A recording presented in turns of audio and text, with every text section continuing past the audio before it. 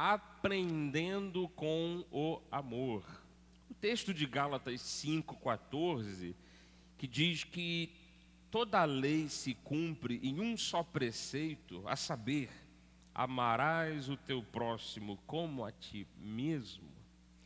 Esse texto ele deixa claro que, referindo-se à antiga lei religiosa, a lei de Moisés, e tudo aquilo que ela trazia no seu bojo, né? Tantas regrinhas, tantos direcionamentos, tantos cerimoniais, e que toda pessoa que cumpria a lei antiga de Moisés ficava bem com Deus.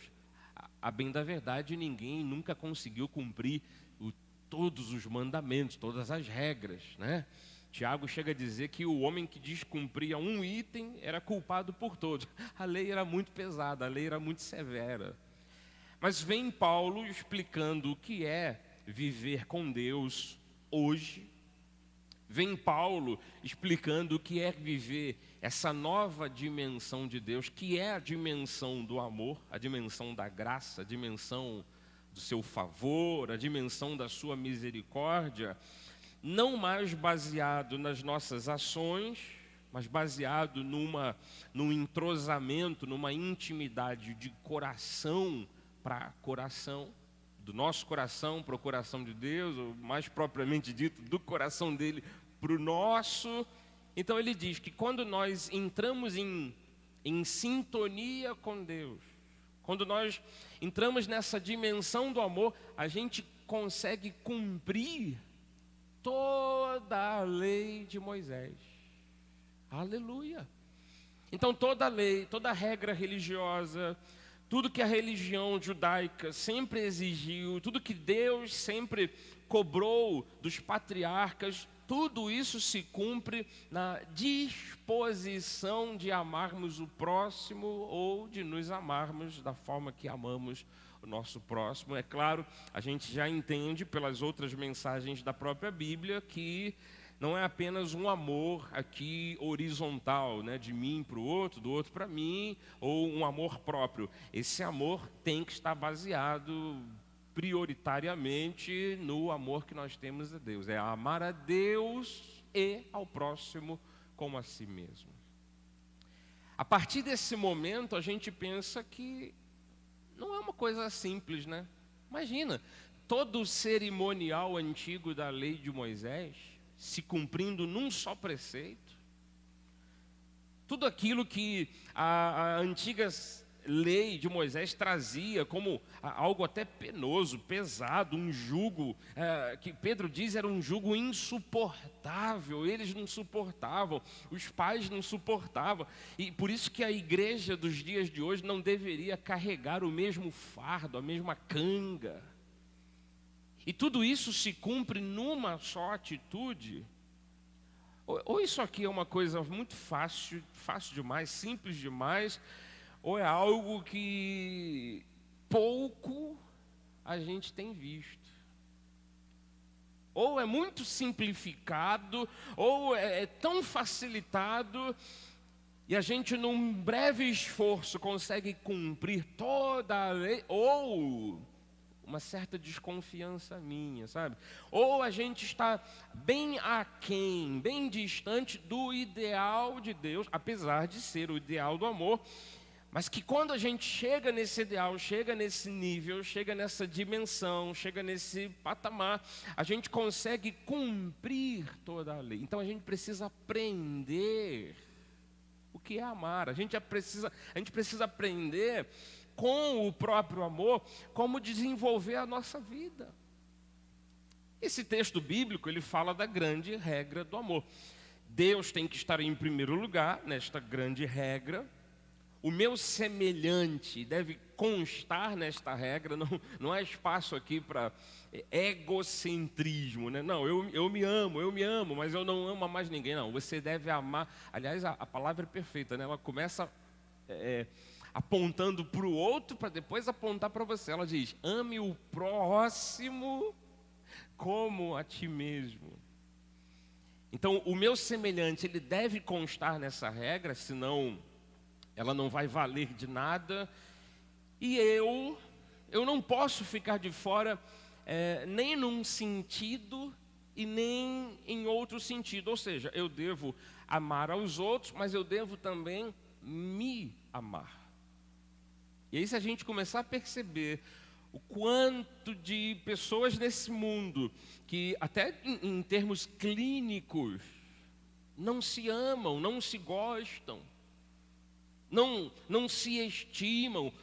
Os terapeutas, os psicólogos dizem muito: você precisa de ter autoestima, você precisa de se estimar, de se gostar, de se amar.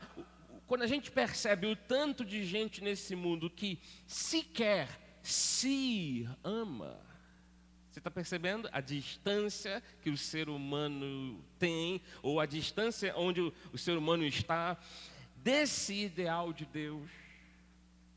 É tão nobre, é tão sublime, é tão superior a uma vida religiosa, simplesmente religiosa.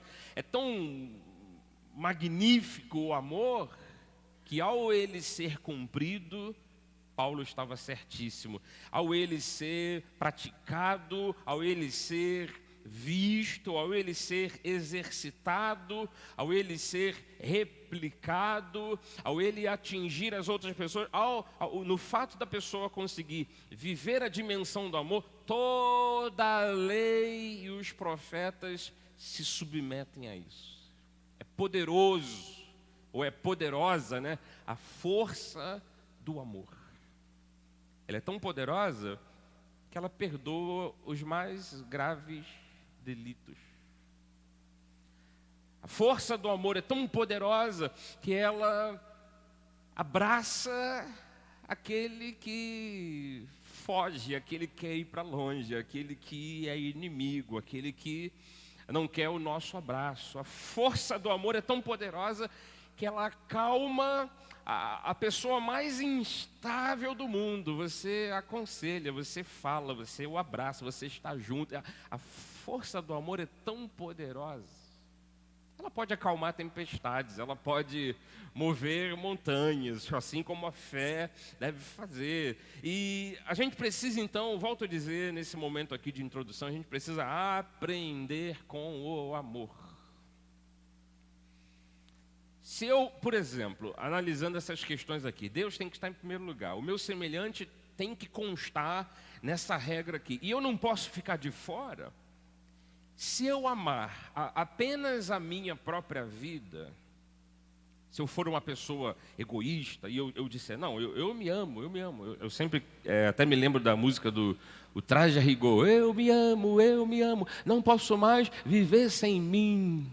Se eu só me amar, eu posso correr um grande risco de não viver o amor na plenitude. Egoisticamente falando, eu pensar apenas em mim, apenas nos próprios interesses. Quando Paulo escreve Coríntios 13, ele diz, né, o amor não busca os seus próprios interesses. Se eu pensar apenas em mim, eu vou ficar desfalcado, eu vou ficar capenga, precisando de completar a minha carreira, completar o ciclo. Eu não posso me amar apenas. Estamos aqui pontuando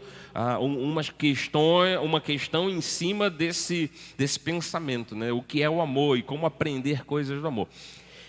Se eu, por outro lado, fizer tudo para todos, sabe aquela pessoa caridosa, aquela pessoa altruísta, pessoa que faz de tudo para os outros, cuida, levanta, acode, tal, mas eu não cuidar da minha própria vida. Aí eu até de novo penso no Coríntios 13, se eu der o meu próprio corpo para ser queimado, os meus bens para os pobres, mas se eu não tiver amor por minha saúde, por exemplo, tudo terá sido em vão.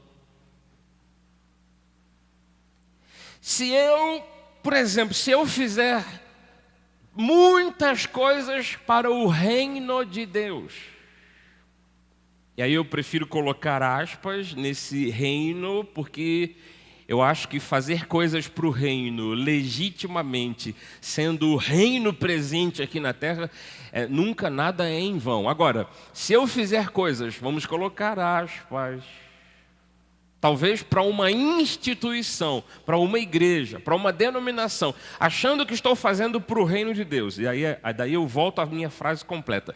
Se eu fizer muitas coisas para o reino de Deus e esquecer dos pobres, não fará muito sentido toda a minha obra feita para o reino de Deus. Nessa hora aqui, o reino de Deus tem que ser algo real, né? Algo substancial, realmente a presença de Deus, o querer de Deus, as intenções de Deus. Eu não posso me doar totalmente a minha vida inteira para uma instituição e ficar ali de certa forma bitolado e esquecer dos pobres, porque eu fiz tudo para Deus, mas não fiz para os pobres. Não tem sentido. Então, eu preciso me amar, eu preciso amar as pessoas, eu preciso amar a Deus de forma correta. Eu começo a pensar que nós não estamos aqui num caminho tão simples, né? Ame, diga para uma pessoa que você a ama. Ou então diga até mesmo para aquela outra pessoa, Jesus te ama. Eu acho que a gente não está num caminho tão simplificado. Pegar toda a lei de Moisés e fazer com que isso se cumpra num só mandamento. Eu tenho grandes desconfianças de que a gente está no outra ponta aqui, sabe? É que a gente está distante, longe, às vezes com os olhos ainda fechados para o que é o verdadeiro amor. Tanto que Marcos capítulo 12, versículo 30, 31 em diante diz assim: amarás, pois, o Senhor teu Deus de todo o teu coração, de toda a tua alma, de todo o teu entendimento, de toda a tua força. O segundo mandamento é: amarás o teu próximo como a ti mesmo. Não há outro mandamento maior do que este. Versículo 33, e que amar a Deus de todo o coração, de todo o entendimento, de toda a força, e amar ao próximo como a si mesmo, é maior, ele excede a todos os holocaustos e sacrifícios. De novo, algo que nos remete, nos leva lá para a antiguidade, onde um altar era posto, um animal era sacrificado, e Deus aceitava a morte, o sangue daquele animal, para promover perdão sobre o povo. Isso era algo muito poderoso. E aí Paulo simplifica tudo. Ele pode simplificar na teoria. Jesus mesmo vem dando outros significados para essa dimensão toda daquilo que Deus aceitava. Holocaustos, sacrifícios, tantas cerimônias. Será que a coisa só se simplificou na sua prática, ou será que a gente é que não está percebendo a grande necessidade de amar e de ser amado, a grande necessidade de amar a Deus? E aí vem a nossa grande questão, porque a gente não vê Deus, mas a Bíblia chega a dizer que se eu disser que amo a Deus, aleluia, louvado seja o teu nome, mas eu não amar o meu próximo, o meu semelhante, a quem eu vejo, em quem eu consigo tocar, em quem eu consigo puxar do buraco, se eu digo que amo a Deus, a quem eu não vejo, e eu não amo, não cuido do meu semelhante que eu vejo, a Bíblia chega a dizer que eu estou numa loucura, de uma grande mentira, eu estou enganando o meu próprio coração. E naturalmente eu percebo uma coisa: para nós amarmos os outros e também amarmos a nós mesmos, ou até o próprio Deus, a gente precisa do que todo ser humano precisa no seu desenvolvimento. A gente precisa de estímulos. Naturalmente que para amarmos os outros e também nos amarmos, ou amarmos a Deus, nós precisamos de exemplo. Todo ser humano precisa disso para ser um bom pai, ser um bom cidadão, ser um bom empregado, um bom patrão, uma boa esposa. Todo mundo precisa de exemplo. Todos nós precisamos de ensino.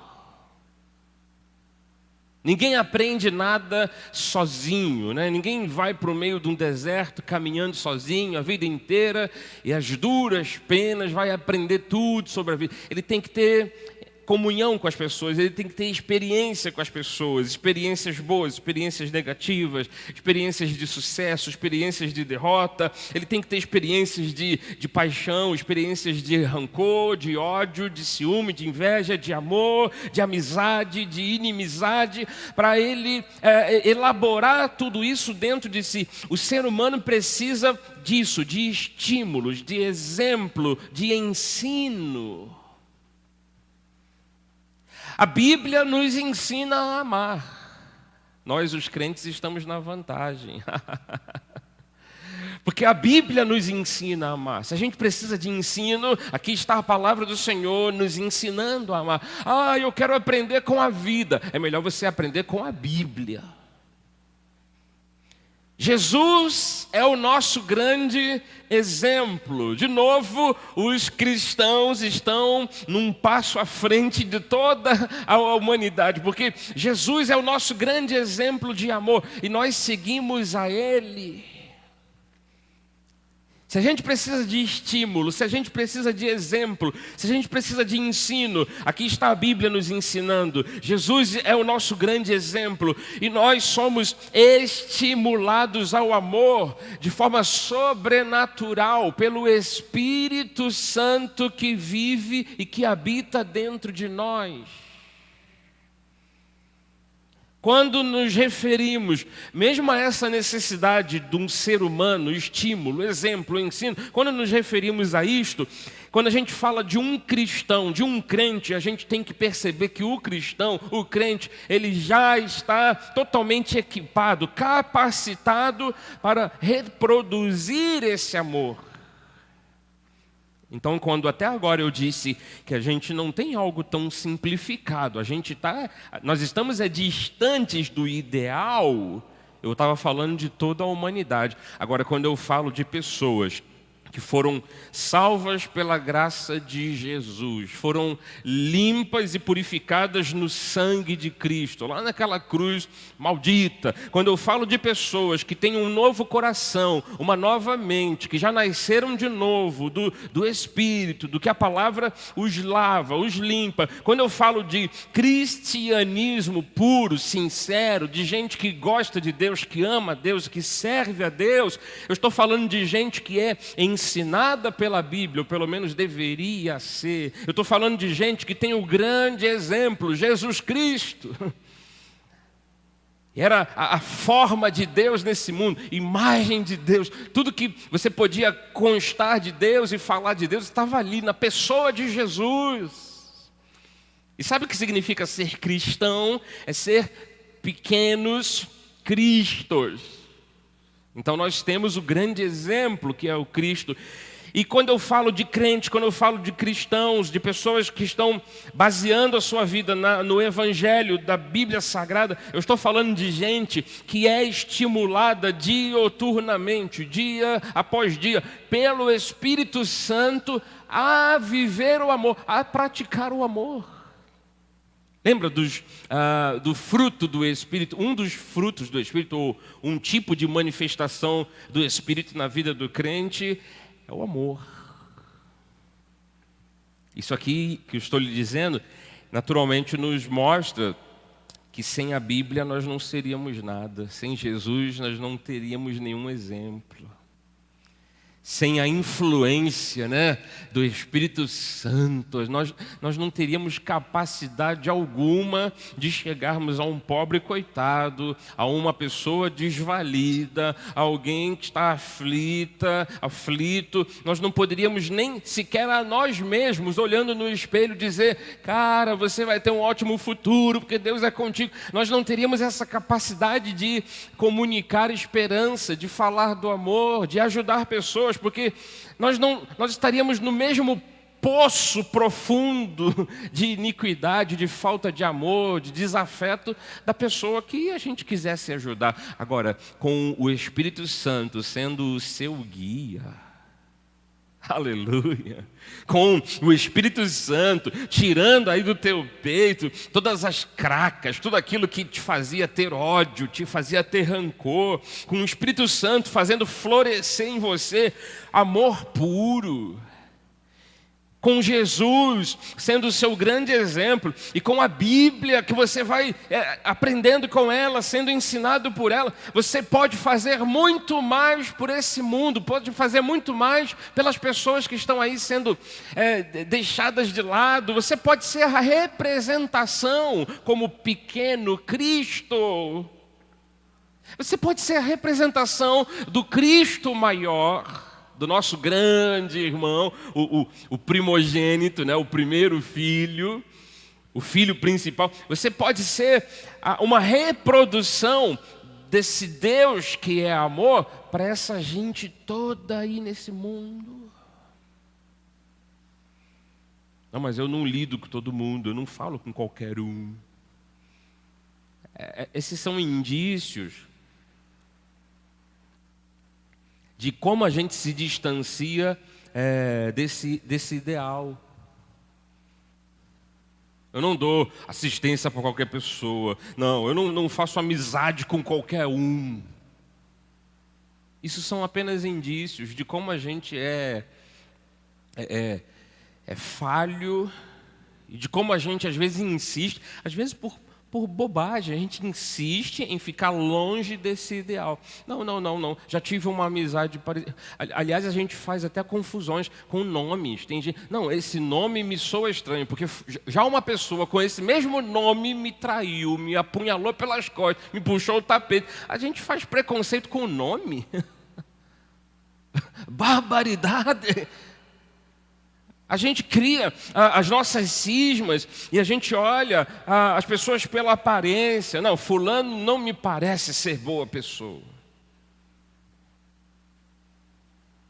Fora todo preconceito racial que existe no país, às vezes alguém que pela fisionomia te lembra de outro alguém que te fez mal, você não ajuda aquela pessoa, você não cria afinidade com aquela pessoa, você não se conecta com aquela pessoa por puro preconceito de qualquer coisa traumática, e você deixa de abençoar aquela pessoa e às vezes deixa de se abençoar, porque às vezes uma conexão que você faça, ela puxa você para um futuro melhor. É um líder na empresa, é um gerente, é um patrão, é um empregado, é um profissional, sei lá, alguém da vizinhança. Então eu tenho pensado nisso. A gente tem um mandamento que ao mesmo tempo que é único, tem assim aquelas 3 vertentes, né? É um mandamento só, mas ele se divide, né? Amar a Deus, amar o próximo, como eu me amo. É um mesmo mandamento. Esse único mandamento substitui todo aquele paramento, toda a religiosidade do antigo pacto, que aliás tem mais tempo de vida do que a gente aqui no Novo Testamento, hein? Se a gente fosse optar pelaquela questão assim, vamos respeitar os mais velhos, a gente tinha que respeitar mais o Antigo Testamento, mais a Antiga Aliança do que a Nova, porque são só 2.000 anos para cá, eles têm 4.000 anos de história, 5.000 anos quase.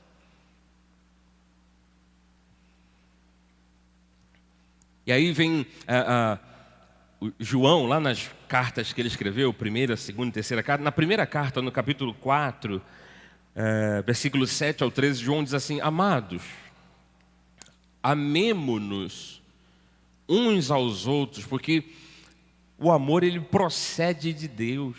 E todo aquele que ama é nascido de Deus e conhece a Deus. Aquele que não ama, ele não conhece a Deus, pois Deus é amor. Nisto se manifestou o amor de Deus em nós, em haver Deus enviado seu Filho unigênito ao mundo para vivermos, atenção para essa palavra aqui, vivermos por meio dele. É uma coisa que nos remete a uma transfusão, sabe? A uma conexão de entranhas. Deus enviou Jesus ao mundo para Jesus ser uma grande representação de amor, né? E ele foi, de fato. Mas o texto de João está dizendo assim, ó, Deus enviou Jesus ao mundo, o Filho unigênito ao mundo, para eu e você vivermos por meio dele. Jesus não está mais aqui na Terra. Aliás, nem veio aqui no Ocidente, nem nas Américas, nem na Sul-América, ele foi lá no Oriente Médio, há 2020 anos atrás. Depois morreu, ressuscitou, passou alguns dias com os discípulos, voltou para o lugar de onde primeiro estava. Mas o que representaria aquela figura cheia de amor, cheia de compaixão, cheia de perdão, diante de gente dos níveis mais baixos, das piores gravidades de pecado, ele levava perdão, ele acudia, ele não ia contra a lei, mas imagina, diante de uma mulher em flagrante, a lei dizia, taca a pedra, e ele disse, se alguém não tiver nenhum erro aqui, pode fazer como a lei diz. Mas todo mundo acusado pela própria consciência, pelo próprio coração. E ali, uma coisa tão emblemática, Jesus perdoando uma mulher em flagrante adultério. Ele se sentava com os beberrões, ou tidos como beberrões. Ele fazia amizade com gente que o povo não gostava. Então, aquela figura de amor, aquela figura do Cristo, que se hoje estivesse aqui nos nossos dias, nós correríamos para onde Ele estivesse, pegaríamos um barco, um navio, um avião, um trem, a gente estaria lá aos pés dele, porque é a representação pura e máxima do amor de Deus. João está dizendo, Deus fez isso enviando Ele a esse mundo, manifestou o amor dele, mas Ele quer que nós venhamos a viver por meio dele. Algo que se torna como que entranháveis afetos, diz Paulo, né? Você deve reproduzir Cristo para as pessoas. Então, em vez de esperarmos uma manifestação espiritual, divina, luminosa, de um Cristo, de Deus, do Espírito Santo, para tocar o coração das pessoas, nós deveríamos nos colocar nessa posição. Senhor, eu sou o pequeno Cristo. E aí justamente está ali um indivíduo desvalido, sabe, quebrado pela vida. E aqui está Deus querendo acudir o desvalido, mas vai lá, Deus, atende ele. E Deus quer passar por entre nós. Vivermos por meio dele, ou ele por meio de nós. É a nossa mão estendida para o pobre que reproduz Deus, que mostra Deus, que aponta Deus para aquele indivíduo. Aí os crentes às vezes se armam sabe, com ferramentas e dizem, eu vou evangelizar. Já sai com um espírito de guerra, sabe? E aí a pessoa já diz, Jesus te ama. Aí a pessoa diz, obrigado. Esse pegou a evangelização. Jesus te ama. Eu não gosto disso não. Tu vais para o inferno. O indivíduo sai para evangelizar no ímpeto de que se não vier para o meu lado, eu jogo logo uma praga, um peso. Enquanto que evangelização eficaz, fazer com que a semente do evangelho germine num coração de modo eficaz, se dá para muito mais além das palavras que a gente diz ou do folheto que a gente entrega na mão da pessoa, se dá pela atitude de amor, atitude de companheirismo, atitude de assistência ao desvalido. Vamos lá voltar para o texto de João. Vivermos por meio dele, né? Aí o versículo 10 diz assim, nisto consiste o amor, não em que nós tenhamos amado a Deus, mas em que Ele nos amou e enviou o seu Filho como propiciação pelos nossos pecados, né? Ele serviu de substituto por nosso pecado. Amados, se Deus de tal maneira nos amou, devemos nós também amar uns aos outros. Aliás, ninguém jamais viu a Deus, né?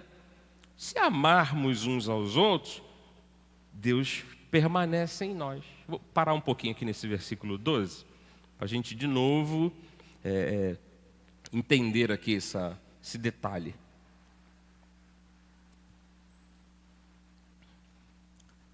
Ninguém jamais viu a Deus. Mas se amarmos uns aos outros, Deus permanece em nós. Pensa aí um pouquinho. Ninguém vê Deus todos os dias, ninguém vê o Altíssimo, o Criador. Aliás, por algumas recomendações ou por algumas palavras da Bíblia, se a gente pudesse ver a Deus assim, cara a cara, face a face, a gente morreria, a gente seria fulminado de tanta glória que Deus possui. Né? Tanto que Deus aparece para Moisés, mas ele colocava um véu para Moisés não ver a glória total de Deus. Que a ideia é justamente essa: você vê a glória de Deus, você catapumba. A nossa carne é tão frágil que não aguentaria estar diante de Deus. Amados, aliás, ninguém jamais viu a Deus. Se amarmos uns aos outros, Deus será visto. Essa é a conclusão. E o que a gente mais quer, até no processo de evangelização das pessoas, de missão, de irmos para além fronteiras e levarmos a palavra para... O que a gente mais quer é que as pessoas vejam Deus na mensagem falada, vejam Deus no culto que é celebrado, vejam Deus no louvor que é cantado, vejam Deus em tudo. A gente quer que as pessoas vejam Deus. Deus será visto através das nossas atitudes de amor. Se amarmos uns aos outros, Deus permanece em nós e o seu amor é em nós aperfeiçoado.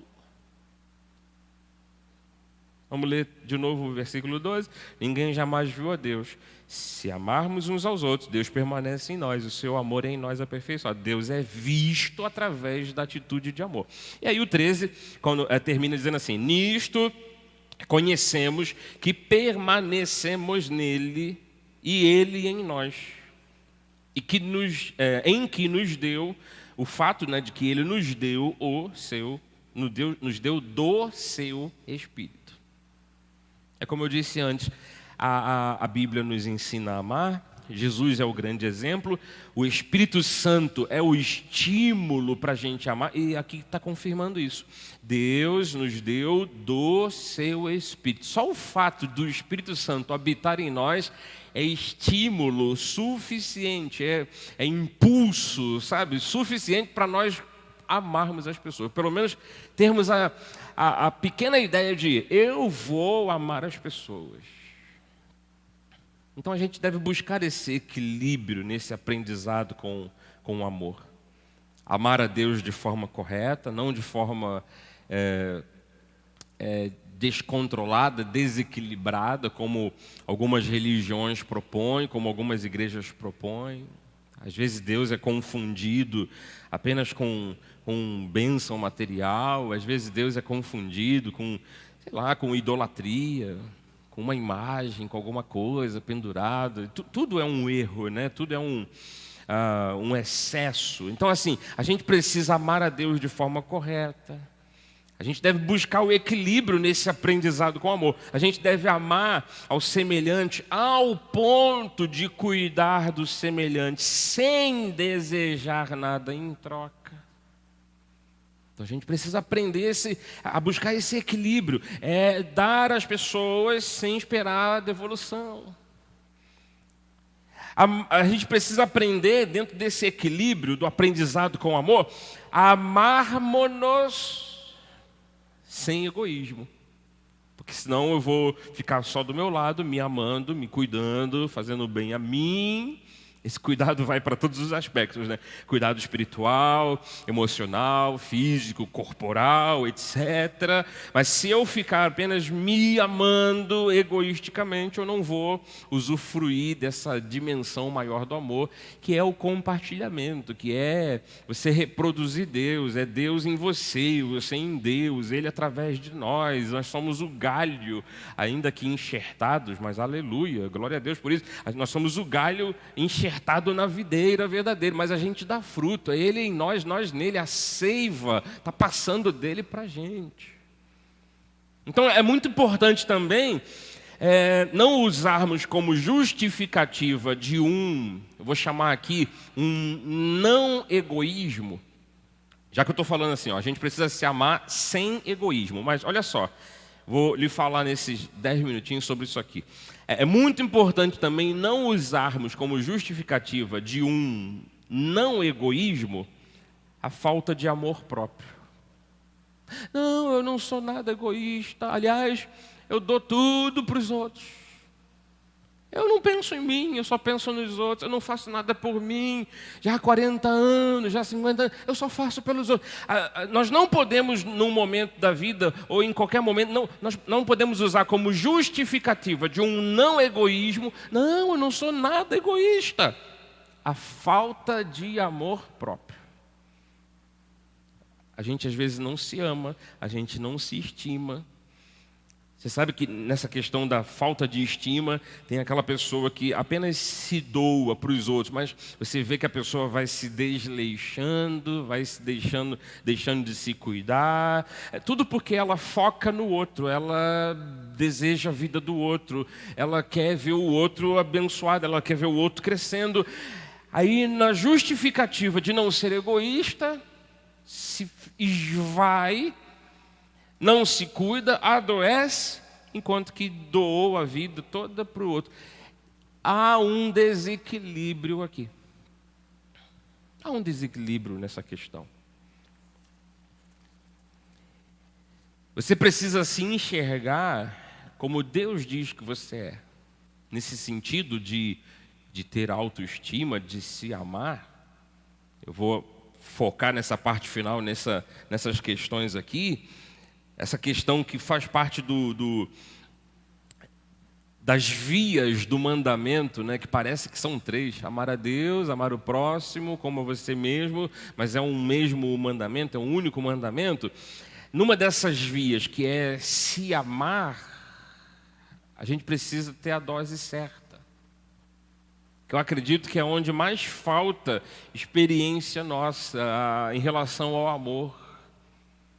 A gente precisa se enxergar como Deus diz que nós somos, amados por Ele, eleitos dEle, ovelhas dEle, ungidos por Ele. Porque isso aqui é muito sério, uma coisa leva a outra. Se eu não me amar, se eu não conseguir me amar, eu não vou conseguir amar o próximo como eu me amo. É meio que interrompido o processo. Não, mas eu faço as coisas para os outros, eu sou caridoso, inclusive, eu faço caridade. Tá? Não é só de caridade que você vai levar uma boa vida, uma vida sustentável. Os espiritualistas acham que a caridade até salva a alma. Mais uma vez eu digo, Paulo disse que se você der todos os seus bens aos pobres, der o próprio corpo no lugar dela, se queimar no lugar dela, se não tiver amor, nada aproveitará. Então, um detalhe, né? Nós precisamos amar a própria vida. Independentemente da sua profissão, da sua raça, de onde você nasceu, você tem que saber que Deus é contigo e você precisa se amar. Isaías 41:10 diz assim: não temas, porque eu sou contigo, não te assombres, porque eu sou o teu Deus, eu te fortaleço, eu te ajudo, eu te sustento. Deus focando em nós, Ele diz, eu te sustento com a minha destra fiel. Lá no 13 diz assim: porque eu, o Senhor teu Deus, te tomo pela tua mão direita e te digo, não temas, que eu te ajudo. E às vezes a gente tem essa cisma: não, eu não preciso me cuidar, eu não preciso de preservar minha própria vida, eu faço tudo pelo reino, aquele reino que eu coloco aspas, né? Que são as denominações, são as instituições, pura e simples. Eu faço tudo pelos filhos, eu faço tudo pelo marido, eu faço tudo pela esposa, e a pessoa não cuida de si. Parece que a pessoa ainda não acordou para essa questão aqui. O próprio Deus, nessa questão toda do entrosamento, né, de amar a Deus, Ele diz: eu estou com mãos dadas a você, eu te sustento, eu te ajudo, eu te fortaleço. E a pessoa às vezes não enxerga isso. O tão grande cuidado que Deus tem para com ela, ela não cuida de si mesma.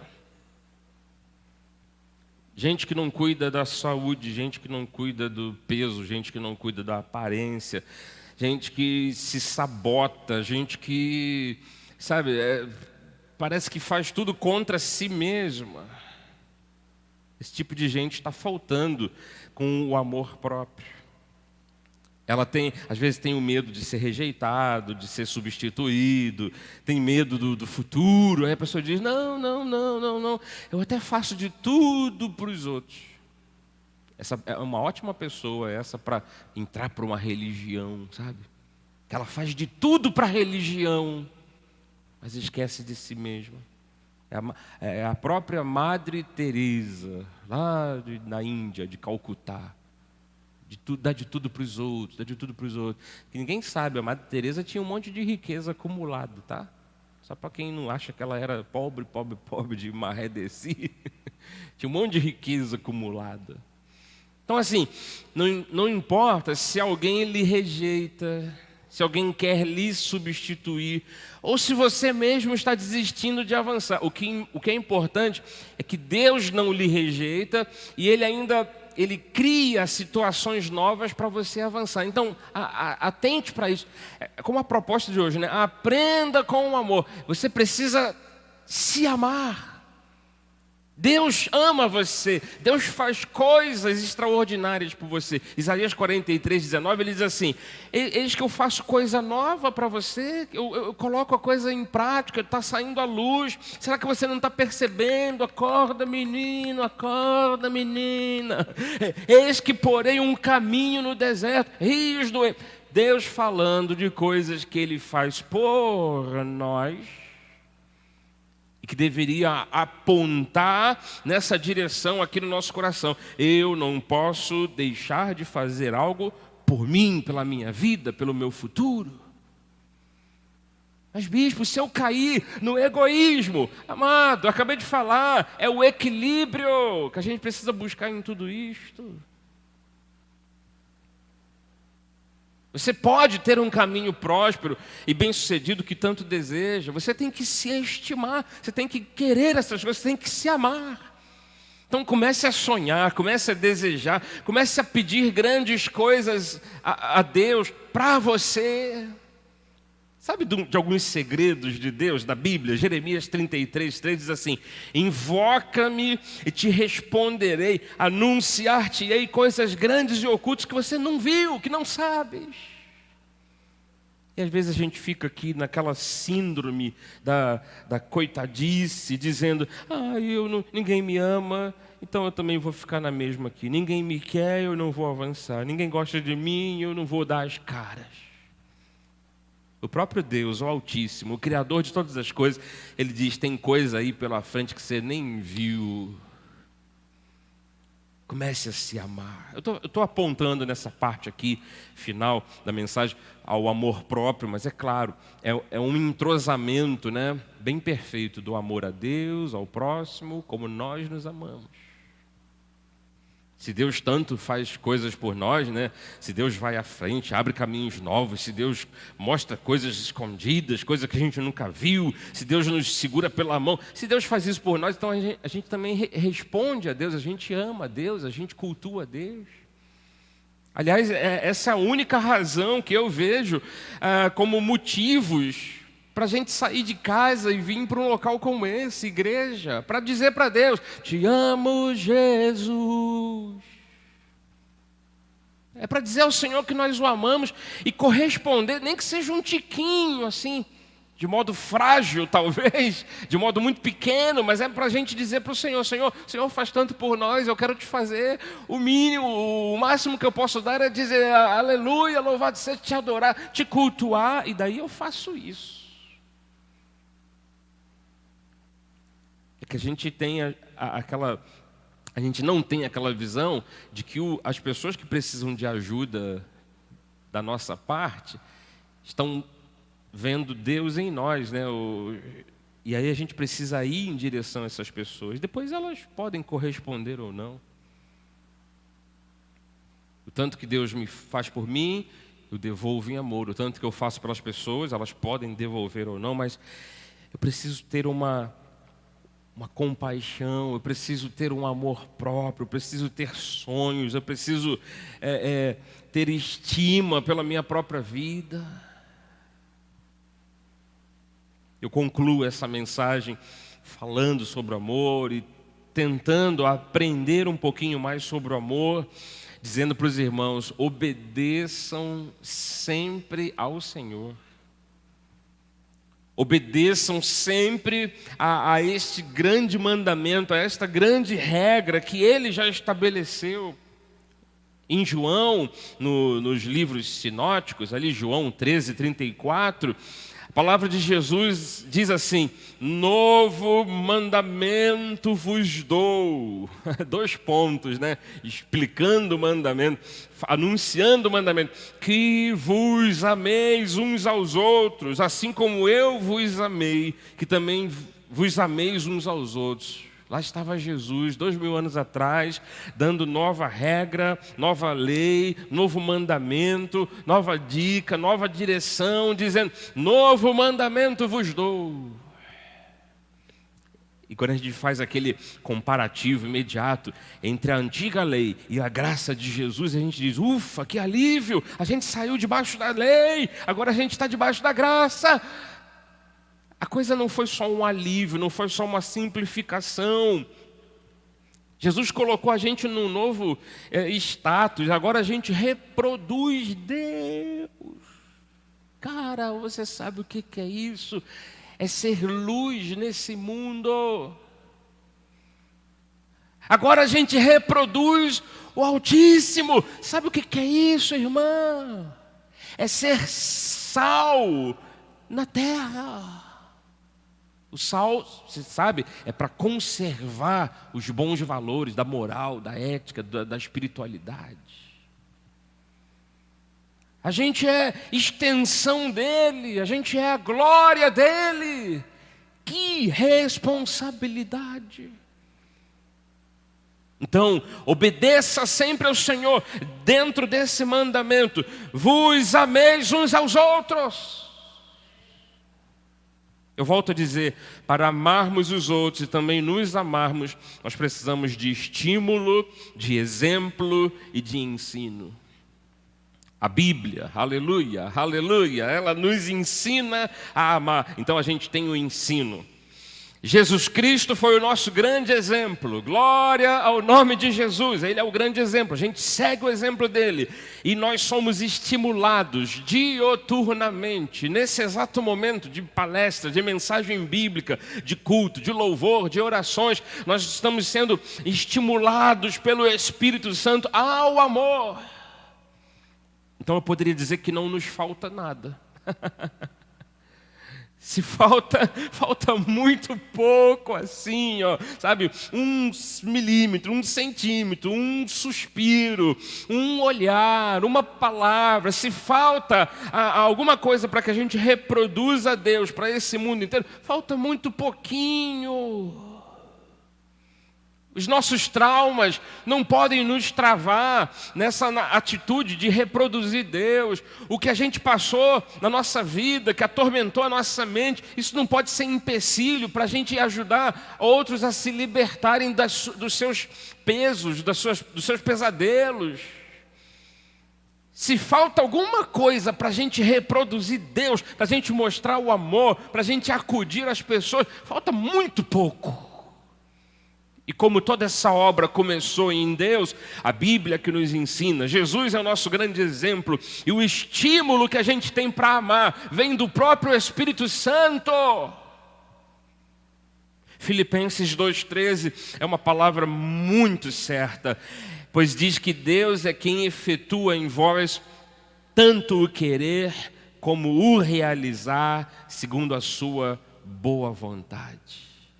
Se a Bíblia nos ensina, Jesus é o exemplo e o estímulo vem do próprio Espírito Santo, a gente tem que perceber que isso, esse pouquinho que falta aqui para a gente reproduzir Deus, já vai se completar, já vai ser prático. Porque assim, quem põe o querer e o realizar em nós, conforme os planos dele, é Ele mesmo. Eu estou debaixo desta palavra. Eu gostaria que você se submetesse a essa palavra. Mostra mais uma vez, Amanda, lá na internet, Filipenses 2,13. Porque Deus é quem efetua em vós tanto o querer como a prática, como o realizar, segundo a sua boa vontade. Nós não temos mais desculpas para dizermos: eu não vou amar, eu não vou fazer, eu não posso, eu não quero. É mandamento do Senhor. Eu não sou capaz. Essa é a pior das desculpas, porque aquele que começou a boa obra em nós, Ele completa. Quem pôs o querer aqui em nós, e a gente fica segurando aquele querer, a gente fica, segurando as emoções. Quem pôs esse querer e que pode nos levar à prática do amor é o próprio Deus, pois Deus é quem efetua em vós o querer e o realizar, segundo a sua boa vontade. Então, que em relação a Deus, em relação ao próximo, ou até em relação a si mesmo, você consiga colocar em prática aquilo que você vem aprendendo com o amor.